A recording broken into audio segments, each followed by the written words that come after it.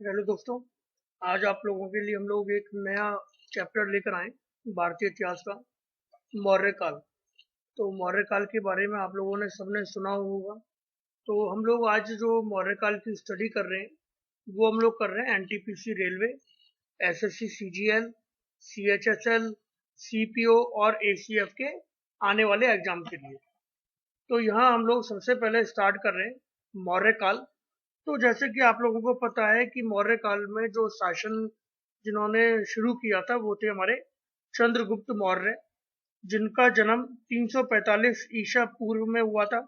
और इन्होंने 322 से 298 ईसा पूर्व तक शासन किया।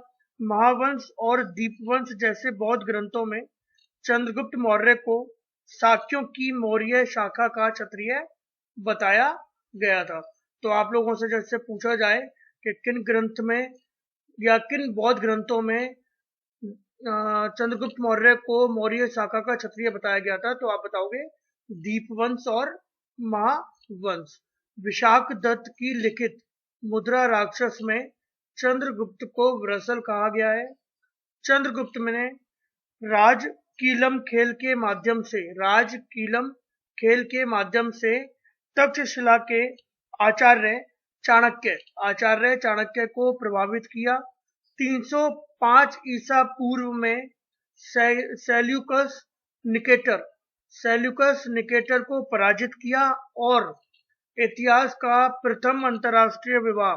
अब तो सब लोगों को पता है कि सब लोग शादियां बाहर से करके आते हैं अधिकतर, लेकिन इतिहास का प्रथम अंतरराष्ट्रीय जो विवाह हुआ था वो सेल्यूकस निकेटर की बेटी के साथ हुआ था। चंद्रगुप्त मौर्य ने सेल्यूकस निकेटर की पुत्री हेलन से विवाह किया। यह विवाह भारतीय इतिहास का प्रथम अंतरराष्ट्रीय विवाह माना जाता है। अब अगर हम यहाँ पर प्रथम की बात कर रहे हैं चंद्रगुप्त शासन में या मौर्य काल शासन में काल में, तो कुछ चीजें मैं आपको बता रहा हूँ, आप नोट कीजिए। भारत का प्रथम व्यापक साम्राज्य मौर्य साम्राज्य। भारत का प्रथम शासक जिसने नर्मदा नदी के दक्षिण में भी अपना विजय अभियान चलाया, चंद्रगुप्त मौर्य।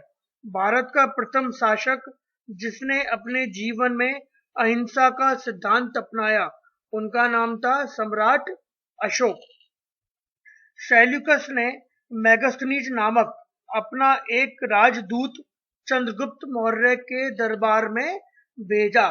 तो हम लोगों को पता होना चाहिए कि चंद्रगुप्त के दरबार में दूत बनकर कौन आया था, तो वो था मेगास्थनीज। मेगास्थनीज ने भारत पर इंडिका नामक एक पुस्तक की रचना भी की थी। तो आपसे पूछा जा सकता है कि वो राजदूत कौन था जिसने इंडिका नामक पुस्तक लिखी, तो आपको पता होना चाहिए मेगास्थनीज। मेगास्थनीज ने भारत पर इंडिका नामक पुस्तक की रचना की।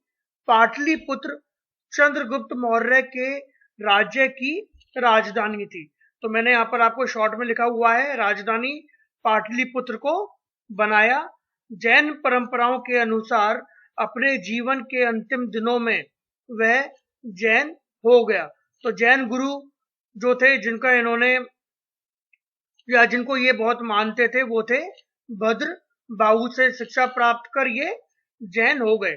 तो दोबारा सुनिए, जैन परंपराओं के अनुसार अपने जीवन के अंतिम दिनों में वह जैन हो गया तथा भद्र बाहु की शिष्यता ग्रहण की।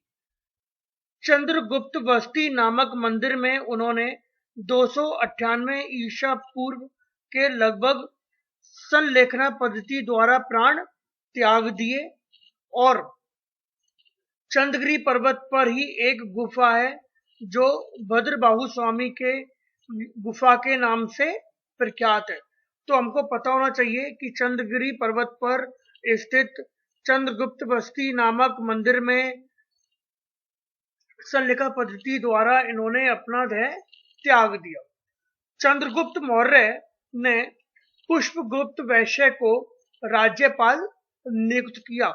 अब पुष्पगुप्त वैश्य जो है, तो पुष्पगुप्त का क्या मतलब हुआ, सुदर्शन झील का इन्होंने निर्माण कराया। तो जो हमारे चंद्रगुप्त थे, इन्होंने पुष्पगुप्त वैश्य को राज्यपाल नियुक्त किया, जिसने इस क्षेत्र के कृषकों को सिंचाई सुविधा देने के लिए सुदर्शन झील का निर्माण कराया। अब बिंदुसार ने शासन किया चंद्रगुप्त मौर्य के बाद 298 से 273 ईसा पूर्व। 298 ईसा पूर्व में चंद्रगुप्त की मृत्यु के पश्चात उसका पुत्र बिंदुसार उसका उत्तराधिकारी बना। यह आजीवन और आजीवक संप्रदाय का अनुयायी था। यूनानी लेखकों ने उसे अमित्रो केडीज कहा है, जिसका संस्कृत रूपांतरण है अमित्रघात, और अमित्रघात का मतलब होता है शत्रुओं को नष्ट करने वाला। यह उसकी उपाधि थी। सीरिया के सम्राट एंटीयोकस प्रथम ने डायमेकस तथा मिस्र के शासक टोलेमी फिलाडेल्फस ने डायोनिसस को राजदूत के रूप में बिंदुसार के दरबार में नियुक्त किया। तो जो राजदूत के रूप में या राज दरबार में नियुक्त किया गया राजदूत के रूप में बिंदुसार के दरबार में, उनका नाम था डायोनियस। बिंदुसार की सभा 500 सदस्यों वाली एक मंत्री परिषद भी थी, जिसका प्रधान कौन था? खल्लाटक। तो ये हो गए चंद्रगुप्त मौर्य के बेटे बिंदुसार। अब हम पढ़ते हैं अशोक महान। अशोक महान ने अपना शासन 273 से 232 ईसा पूर्व के बीच में मध्य में किया। बिंदुसार का पुत्र अशोक विश्व के महानतम सम्राटों में से एक था। राज्यारोहण से 4 वर्ष के सत्ता संघर्ष के पश्चात 269 ईसा पूर्व में अशोक का औपचारिक राज्याभिषेक हुआ। अशोक ने 37 वर्ष तक शासन किया व उसकी मृत्यु 232 ईसा पूर्व में हुई। उसके अभिलेखों में उसे देवनामप्रियदर्शी की उपाधियों से भी संबोधित किया गया है। बौद्ध ग्रंथों में अशोक के भाई के रूप में तिस, सुसीम तथा विक्ताशोक का जिक्र किया गया है। उसी प्रकार अशोक की पत्नी के रूप में महादेवी, करुवाकी, असंधिमित्रा, पद्मावती तथा तिस्मरक्षा का नाम भी मिलता है। पुत्री में संघमित्रा के अलावा चारुमती का नाम भी मिलता है। दिव्यवदान में अशोक की माता का नाम शुभदांगरी मिलता है, जो चंपा के एक ब्राह्मण की कन्या थी। दक्षिण परंपरा में उसे जो नाम दिया गया है वो नाम दिया गया है धर्मा। कलिंग का युद्ध, ये भी हमने बहुत सुना है, कलिंग का बहुत फेमस युद्ध हुआ है। पूर्वी समुद्री तट पर बंगाल की खाड़ी के किनारे महानदी और गोदावरी नदियों के बीच के प्रदेश, जो कहां पर स्थित है? उड़ीसा को प्राचीन काल में कलिंग कहा गया है। अशोक ने अपने राज्यारोहण के बाद 8वें वर्ष में कलिंग का युद्ध किया था। कलिंग पर विजय के पश्चात तोसली को इसकी राजधानी बना दिया गया था। तो आपको पता होना चाहिए कि कब कोसली को इसकी राजधानी बना दिया गया था। कलिंग युग के पश्चात अशोक ने युद्ध नीति का त्याग कर दिया व धम्म नीति को अपनाया। अशोक के बुद्ध, धम्म, सैद, ये त्रिरत्न इनको बोला गया है। बुद्ध, धम्म, सैद का अभिवादन बाबू से प्राप्त लघु शिलालेख से होता है। अशोक का धम्म।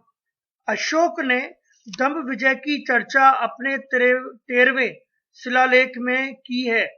अशोक की धम्म नीति को जियो और जीनोदो के आदर्श से प्रेरित माना गया है। अशोक ने अपने पुत्र महेंद्र व पुत्री संघमित्रा को श्रीलंका भेजा। अब आपको पता होना चाहिए कि अशोक का पुत्र कौन था? महेंद्र। पुत्री कौन थी? संघमित्रा। अशोक ने पाटलिपुत्र में क्षत्रिय बौद्ध संगीति का आयोजन 251 ईसा पूर्व में किया, जिसके अध्यक्ष मोगलीलुप्ततिश थे। प्रशासन में अशोक द्वारा सुधार। अब कुछ प्रशासन में, या हम बोलेंगे किस तरीके से उनके प्रशासन में जो सुधार किए गए थे, वो मैं कुछ आपको बता रहा हूं, आप इनको नोट करते चलिए।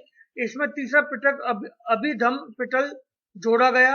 अशोक ने प्रशासन को पितृ सिद्धांत से जोड़ दिया। अशोक के अधिकांश शिलालेख बांजी व प्राकृत भाषा में, खरोष्ठी लिपि, मनसेरा व शाहबजीदी शिलालेखों में प्राप्त है। ग्रीक एवं अरमाइक लिपि, जिसे बोला जाता है सार ए कुजा अभिलेख, द्विभाषीय अभिलेख है। अब हम लोग यहाँ पर जो बात कर रहे हैं वो वृद्ध शिलालेखों की अब हम बात शुरू करेंगे। वृद्ध शिलालेखों में प्रथम, द्वितीय, तृतीय, तीसरा, चौथा, पांचवा, इस तरीके से कुछ शिलालेख आए। तो प्रथम वृद्ध शिलालेख, इसमें पशु हत्या पर प्रतिबंध की बात की गई है। दूसरा वृद्ध शिलालेख, इसमें समाज कल्याण से संबंधित कार्य बताए गए हैं। तीसरा, इसमें वर्णित है कि लोगों में धर्म की शिक्षा देने के लिए युक्त, रज्जुक और प्रादेशिक जैसे अधिकारी 5 वर्षों में दौरा करते थे। चौथा, इसमें धम्म नीति से संबंधित अत्यंत महत्वपूर्ण विचार व्यक्त किए गए हैं। इसमें भी ब्राह्मणों एवं श्रमणों के प्रति आदर को दिखाया गया है। पांचवा, राजारोहण के 13वें वर्ष बाद धम्म महापात्र की नियुक्ति का उल्लेख है। छठा, इसमें धम्म महापात्र के लिए आदेश जारी किया गया है कि वह राजा के पास किसी भी समय सूचना प्रेषित कर सकता है, भेज सकता है। सातवां, इसमें धम्म का स्पष्ट स्वरूप बताते हुए सभी संप्रदायों के लिए सहिष्णुता की बात की गई है। आठवां, अशोक द्वारा आखेटन का त्याग तथा उसके स्थान पर धम्म यात्रा करने की सूचना इस शिलालेख में दी गई है। नवम शिलालेख या नवा शिलालेख, इस शिलालेख में अशोक खर्चीले समारोह तथा उन समारोह पर रोक लगाने की निंदा करता है। 10वां, इस अभिलेख में ख्याति गौरव की निंदा की गई है। 11वां, इसमें धम्म नीति की व्याख्या की गई है। 12वां, इस शिलालेख में विभिन्न संप्रदायों के मध्य सहिष्णुता पर बल दिया गया है तथा सर्वधर्म समभाव की अवधारणा का उल्लेख किया गया है। 13वां, ये महत्वपूर्ण अभिलेख है।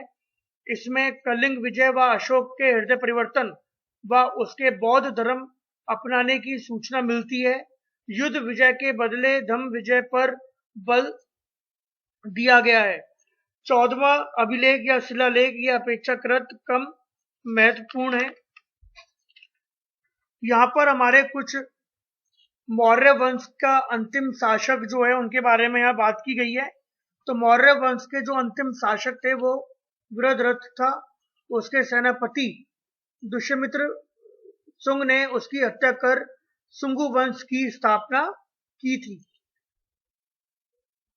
अशोक का जो नाम शिलालेख में दिया गया है, जो मास्की शिलालेख है, वो उसमें इसका नाम दिया गया है अशोक देवनाम प्रिय मिलता है, या हमें बोल सकते हैं कि उस शिलालेख में जो अशोक का नाम दिया हुआ है वो अशोक देवनाम प्रिय है। कुछ इंपॉर्टेंट फैक्ट या जिसे हम लोग बोलते हैं महत्वपूर्ण तथ्य। तीसरे, पांचवें और छठे शिलालेख से उसकी प्रशासनिक नीति पर बल पड़ता है। पाटलिपुत्र का लैटिन नाम पालिबोधा था। प्रशासनिक नीति पर यह आपको बता दिया गया कि वो बल पड़ता था। मौर्यों का राजवंशीय चिन्ह या जैसे हम बोलते हैं प्रतीक जो था वह मयूर था। मैं दोबारा से आपको एक बार और रिपीट कर देता हूं कि पाटलिपुत्र का जो लैटिन नाम था वो पलिब्रोथा था। प्रशासनिक नीति पर इन्होंने बल दिया और वो किसमें उल्लेख किया गया है? तीसरे, पांचवें और छठे शिलालेख पर मौर्यों का जो राजवंशीय चिन्ह था वो क्या दिया था? उनका जो चिन्ह दिया हुआ है वो मयूर दिया हुआ है। परवर्ती मौर्य सम्राट, इनका जो शासनकाल रहा है वो 236 से 184 ईसा पूर्व तक रहा है। विभिन्न साहित्यिक स्रोत अशोक के पश्चात 9 या 10 राजाओं का उल्लेख करते हैं, जिनमें कुछ नाम दिए गए हैं, जैसे आपको बता रहा हूँ, कुणाल, दशरथ, संप्रति और बृहद्रथ। बृहद्रथ ही मौर्य वंश का अंतिम शासक था, ये आपको मैंने बताया है, जिसकी हत्या उसके सेनापति ने 184 ईस्वी पूर्व में कर दी थी। और वो कब करी थी?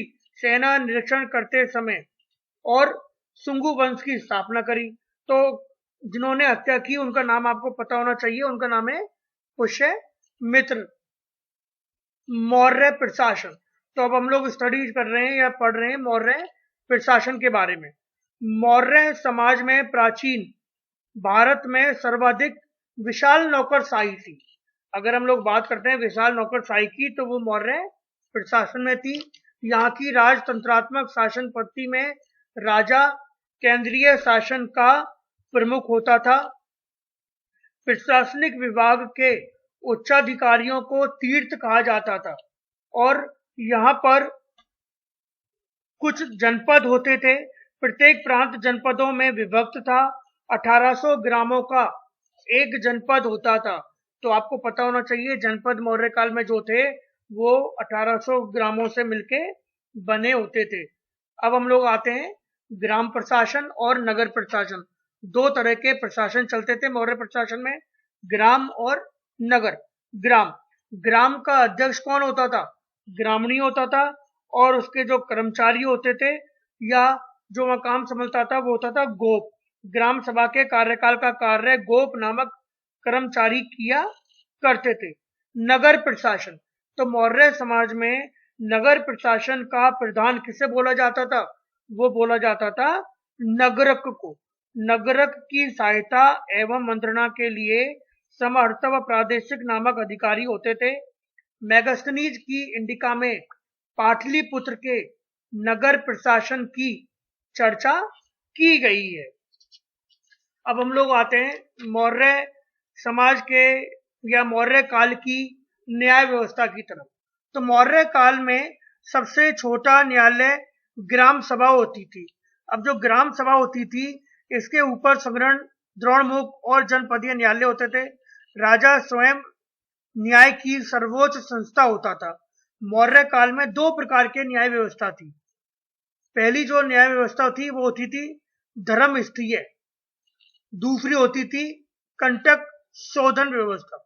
धर्मस्थीय यह दीवानी न्यायालय था। इस न्यायालय का प्रमुख न्यायाधीश व्यवहारिक होता था, जबकि कंठ शोधक न्यायालय यह फौजदारी न्यायालय होता था। यह राज्य एवं व्यक्ति के मध्य विवादित न्यायालयों में न्याय करता था, और इनका प्रमुख न्यायाधीश प्रदेष्टा होता था। अब हम लोग बात करते हैं मौर्यकालीन समाज की तरफ कि मौर्यकालीन समाज कैसा था। राजकीय भूमि की व्यवस्था करने वाला अधिकारी सीताध्यक्ष होता था। मतलब वहां सीताध्यक्ष किसको बोला जाता था? जो राजकीय भूमि की व्यवस्था कर दे, उस अधिकारी को हम लोग सीताध्यक्ष बोलते थे। भारत में मौर्य काल में पश्चिम भारत में भृगु कक्ष तथा पूर्व में ताम्रलिप्ति प्रमुख बंदरगाह थे। तो आपको पता होना चाहिए कि भारत में कौन कौन से बंदरगाह थे मौर्य काल समाज में। पूर्व के अंदर तो जो बंदरगाह था वो भृगु कक्ष था, और पूर्व में ताम्रलिप्ति प्रमुख बंदरगाह थे। इस काल में वस्त्र निर्माण एक प्रमुख उद्योग था। वस्त्र निर्माण जो था वो एक प्रमुख उद्योग था। अब मौर्य काल में सिक्कों का प्रचलन भी बहुत ज्यादा हो चुका था।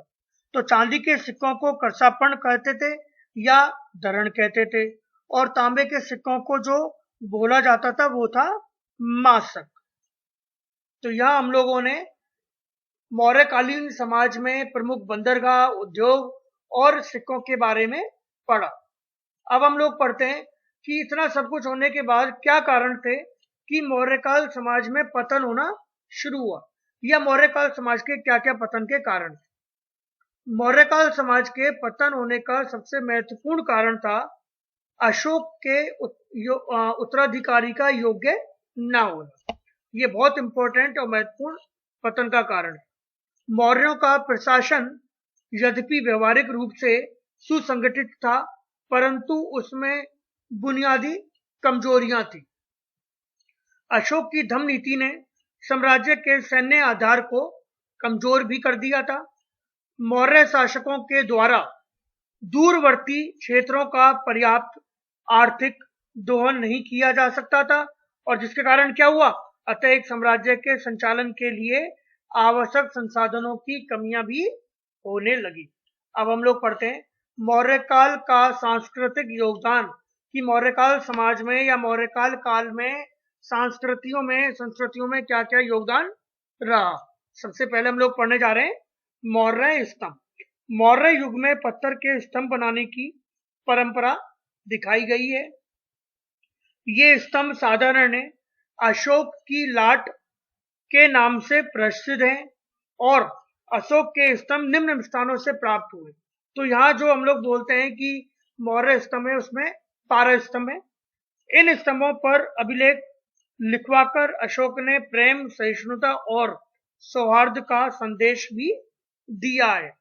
मौर्य स्तंभों की शीर्ष मूर्तियों के 5 अंग हैं: मेखला, घंटा या उल्टा कमल, चौकी, पशु मूर्ति, और 5वां जो दिया हुआ है वो चक्र दिया हुआ है। सारनाथ स्तंभ, ये हम लोगों ने पढ़ा हुआ है, सारनाथ स्तंभ के बारे में भी और सुना हुआ भी है, तो एक बार दोबारा से इसके बारे में हम लोग थोड़ा सा पढ़ लेते हैं। सारनाथ स्तंभ मौर्यकालीन स्तंभ शीर्षों में हल्के गुलाबी रंग के बलुआ पत्थर में निर्मित सारनाथ से प्राप्त सिंह शीर्ष, जिस पर 4 सिंह पीठ से पीठ सटाए हुए बैठे हैं, यह सर्वोत्तम है। इसमें महाधर्म चक्र है जिसमें 24 तिगलियां हैं। इसी पर 4 पशुओं गज, सिंह, बैल और अश्व की आकृतियां उत्कीर्ण की गई है। इसी विशेषता के कारण भारतीय चक्र ने इसको राष्ट्रीय चिन्ह स्वीकार किया गया है या किया है। अशोक का एकाश्म स्तंभ मौर्यों की राजधानी कला का सर्वोत्तम उदाहरण है। बलुआ पत्थर से निर्मित है व ऊपर से काली लेप लगाई जाती है। आकार व अवधारणा के अंतर के बावजूद इन पर अकमनी प्रभाव झलकता है। अब कुछ गुफाएं हुई मौर्य काल में, मौर्य समाज में, जिन्हें नाम दिया गया 7 घर। अशोक व उसके पौत्र दशरथ ने बनाने की परंपरा प्रारंभ की थी, या हम लोग बोलते हैं कि इनके पुत्रों ने और इनके पौत्रों ने पहाड़ को काटकर गुफा बनाने की परंपरा प्रारंभ की। इस युग में बिहार में नागार्जुन और बाराबार की पहाड़ियों को काटकर निर्ग्रंथों व साधुओं के लिए गुफाओं का निर्माण किया गया था। ये 7 गुफाएं हैं, इसीलिए इन्हें 7 घर कहा जाता है। चैत्य क्या चीज है, आप लिखिए। पूजा और आराधना का कक्ष है, जिसे क्या बोला जाता है, चैत्य बोला जाता है। या सिंपल बोल सकते हैं, पूना के समीप भाजा की गुफा और इसका चैत्य सर्वाधिक प्राचीन माना गया है। चैत्य को पूजा और आराधना का कमरा कहा जाता है। स्तूप बुद्ध और महान अर्हतों की अस्थियों पर बनाई गई समाधियां क्या कहलाती हैं, स्तूप कहलाती हैं। वर्तमान में सांची का स्तूप मध्य प्रदेश के रायसेन जिले में विदिशा के समीप स्थित है। अब हम लोग आते हैं विहार। विहार जो है, स्तूप और चैत्य दोनों प्राचीन काल में सब समाधि थे। गोदावरी तट के प्राचीन नासिक का गौतमी पुत्र विहार हीनयान संप्रदाय का था। अब आपके सामने कुछ मौर्य काल समाज में जो साहित्य और विज्ञान की उत्पत्ति हुई उनके बारे में हम लोग कुछ जान लेते हैं। मौर्य काल को साहित्य सृजन का काल कहा गया है या कहा जाता है। इस काल में रचा गया प्रमुख साहित्य है सुबंधु की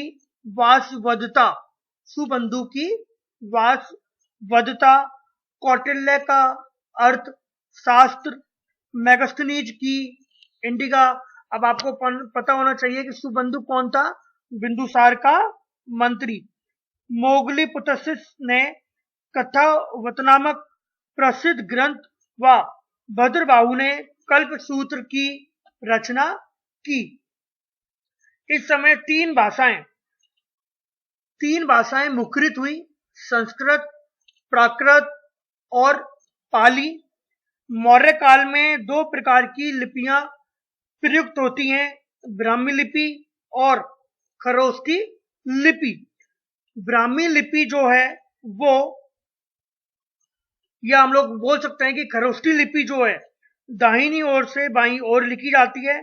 इस लिपि का प्रयोग अशोक ने अपने पश्चिमोत्तर प्रदेशों के अभिलेख में किया, और जो ब्राह्मी लिपि है वो बाईं से दाईं ओर। तो आपको पता होना चाहिए, ब्राह्मी लिपि बाईं से दाईं ओर, खरोष्ठी लिपि दाईं से बाईं ओर। तो ये आज मैंने कुछ आपको मौर्यकाल समाज के बारे में बताया है। आगे भी मैं आपके लिए आपकी पढ़ाई की दृष्टि से और भी भारत के जो राजवंश थे उनके बारे में जानकारियां लेकर आऊंगा, आपको बताऊंगा। आप हमारे चैनल के साथ बने रहिए, सब्सक्राइब कीजिए इट्स सम सॉल्यूशन यूट्यूब पर। टेलीग्राम पर भी आप लोग हमारे साथ जुड़ सकते हैं, इट्स सम सॉल्यूशंस। और अगर आपको हमारे किसी भी क्वेरी हो हम लोगों से, या कुछ आप लोग हमसे अगर कांटेक्ट करना चाहते हैं, आप लोग itsomesolution@gmail.com पर मेल लिखकर आप लोग हमसे जुड़ सकते हैं। धन्यवाद।